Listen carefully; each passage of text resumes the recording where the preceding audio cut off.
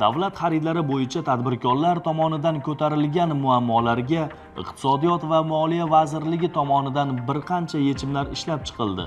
Jumladan quyidagilar: davlat xaridlari to'g'risidagi axborot davlat tilida e'lon qilinmasligi, moderatsiya tizimi takomillashtirilib, nazorat yanada kuchaytiriladi. Davlat xaridlari jarayonida boshlang'ich narxni belgilashda aniq mezonlar mavjud emas. Boshlang'ich narxni aniqlash bo'yicha hukumat qarori loyihasi ishlab chiqilgan. Qabul qilish jarayonida elektron do'kon va auksion savdolarida tovar nomini o'zgartirib ko'rsatish orqali raqobat cheklanmoqda. Sun'iy intellektdan foydalangan holda moderatsiya jarayonida nazorat kuchaytiriladi. Davlat buyurtmachilari tomonidan reja jadvallar muddatidan kech joylashtirilmoqda. Reja jadvallar majburiy tartibda markaziy axborot portali orqali joylashtiriladi.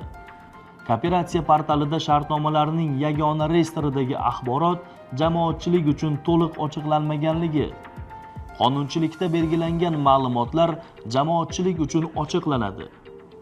Mahalliy ishlab chiqaruvchilarni ishlash quvvatiga muvofiq davlat xaridlaridagi ishtiroki ta'minlanmasligi, Soliq qo'mitasining axborot tizimi bilan integratsiya qilgan holda har bir sotilgan mahsulotning hisobini yuritish mexanizmi ishlab chiqiladi.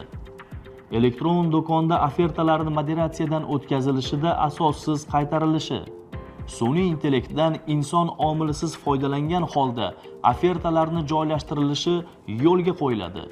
Xarid hujjatlarida malakaviy talablarni texnik talablarga kiritilishi va asossiz ball berilishi, xarid hujjatlar elektronlashtiriladi va namunaviy mezonlar asosida baholash tizimi yo'lga qo'yiladi. Elektron do'konda tovar tavsifiga brend kiritish raqobatni cheklashi. Qonun bilan elektron do'kon savdo turiga marka va modellarni kiritish belgilangan. Elektron do'konda yetkazib berish muddati qisqa belgilanmoqda. Elektron do'konda yetkazib berishning eng kam muddati belgilanadi. Yuqori boshlang'ich narx hisobiga qo'shimcha zakat miqdori yuqori bo'lmoqda. Boshlang'ich narxni aniqlash bo'yicha hukumat qarori qabul qilinadi.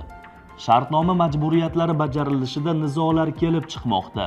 Tovarni qabul qilmaslik, sudgacha bo'lgan nizolarni hal etish bo'yicha mexanizmlar takomillashtiriladi.